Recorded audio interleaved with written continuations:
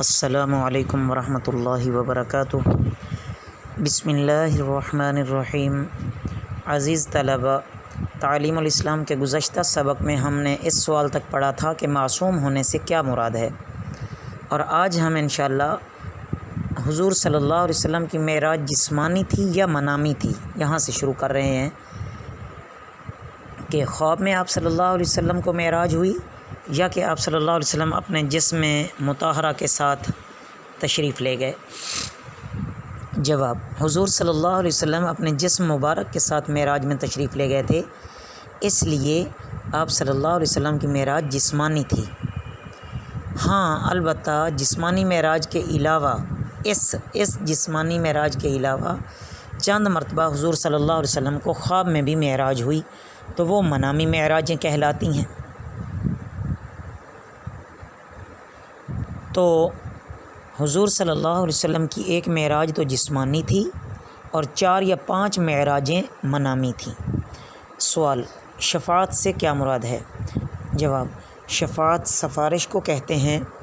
قیامت کے دن حضور صلی اللہ علیہ وسلم اللہ تعالیٰ کے سامنے گنہگار بندوں کی سفارش کریں گے، اور حضور صلی اللہ علیہ وسلم اللہ تعالیٰ کے جلال کے ادب سے شفاعت کی اجازت مانگیں گے۔ جب اجازت ملے گی تو پھر شفاعت فرمائیں گے۔ حضور صلی اللہ علیہ وسلم کے علاوہ اور انبیاء، اولیاء، شہداء وغیرہ بھی شفاعت کریں گے، لیکن بلا اجازت کوئی شخص شفاعت نہ کر سکے گا۔ سوال: کس قسم کے گناہوں کی معافی کے لیے شفاعت ہوگی؟ جواب: سوائے کفر اور شرک کے باقی تمام گناہوں کی معافی کے لیے شفاعت ہو سکتی ہے۔ کبیرہ گناہوں والے شفاعت کے زیادہ محتاج ہوں گے، کیونکہ صغیرہ گناہ تو دنیا میں بھی عبادتوں سے معاف ہوتے رہتے ہیں۔ ایمان اور اعمال صالحہ کا بیان۔ سوال: ایمان کسے کہتے ہیں؟ جواب: ایمان اسے کہتے ہیں کہ اللہ تعالیٰ اور اس کی تمام صفات اور فرشتوں اور آسمانی کتابوں اور پیغمبروں کی دل سے تصدیق کریں، اور جو باتیں حضرت محمد صلی اللہ علیہ وسلم اللہ تعالیٰ کی طرف سے لائے ہیں ان کو سچا سمجھے، اور زبان سے ان باتوں کا اقرار کرے، اور یہی تصدیق اور اقرار ایمان کی حقیقت ہے۔ البتہ کسی ضرورت یا مجبوری کی وجہ سے اقرار ساقط بھی ہو جاتا ہے، جیسے گونگے آدمی کا ایمان بغیر اقرار زبانی کے بھی معتبر ہے۔ سوال: اعمال صالحہ کے کیا معنی ہیں؟ جواب: اعمال صالحہ کے معنی ہیں نیک کام۔ جو عبادتیں اور نیک کام اللہ تعالیٰ اور اس کے پیغمبروں نے مخلوق کو سکھائے اور بتائے ہیں، وہ سب اعمال صالحہ کہلاتے ہیں۔ سوال: کیا عبادتیں اور نیک کام بھی ایمان کی حقیقت میں داخل ہیں؟ جواب: ہاں، ایمان کامل میں اعمال صالحہ داخل ہیں۔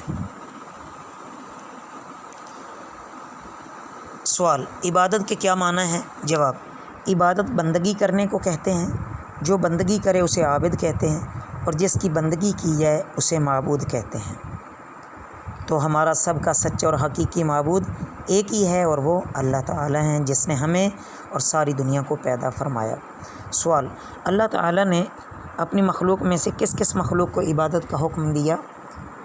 جواب: آدمی اور جنوں کو عبادت کرنے کا حکم دیا ہے، انہی دونوں کو مکلف کہتے ہیں۔ سوال: جن کون ہیں؟ جواب: جن بھی اللہ تعالیٰ کی ایک بڑی مخلوق ہے جو آگ سے پیدا ہوئی ہے۔ جنوں کے جسم ایسے لطیف ہیں کہ ہمیں نظر بھی نہیں آتے، لیکن جب وہ کسی آدمی یا جانور کی شکل میں ہو جاتے ہیں تو نظر آنے لگتے ہیں۔ اپنی شکل بدلنے اور آدمیوں اور جانوروں کی صورت میں ہو جانے کی اللہ تعالیٰ نے انہیں طاقت دی ہے۔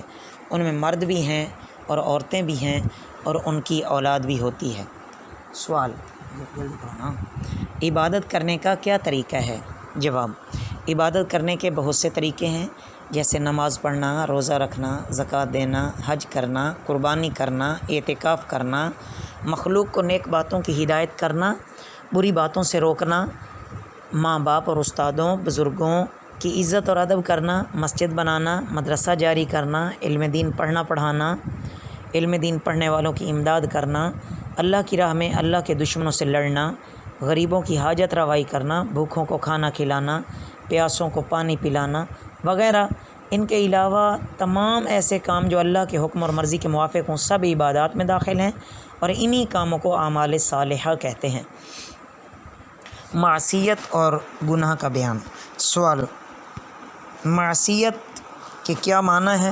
جواب: معصیت کے معنی نافرمانی کرنا، جس کام میں اللہ تعالیٰ کی نافرمانی ہو اسے معصیت اور گناہ کہتے ہیں۔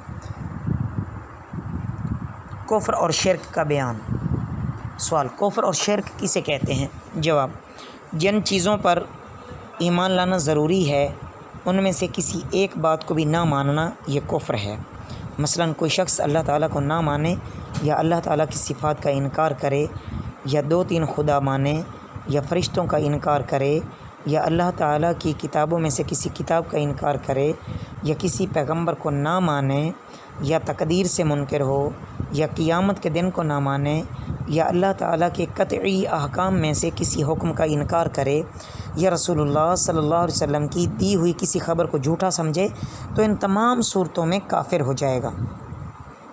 اور شرک اسے کہتے ہیں کہ اللہ تعالیٰ کی ذات یا صفات میں کسی دوسرے کو شریک کرے۔ سوال: اللہ تعالیٰ کی ذات میں شرک کرنے کے کیا معنی ہیں؟ جواب: ذات میں شرک کرنا کے معنی یہ ہیں کہ 2-3 خدا ماننے لگے، جیسے عیسائی کہ یہ 3 خدا ماننے کی وجہ سے مشرک ہیں، آتش پرست یہ 2 خدا ماننے کی وجہ سے مشرک ہیں، جیسے بت پرست کے بہت سے خدا مان کر مشرک ہوتے ہیں۔ بقیہ انشاءاللہ عزیز طلبہ اگلے سبق سے پڑھیں گے۔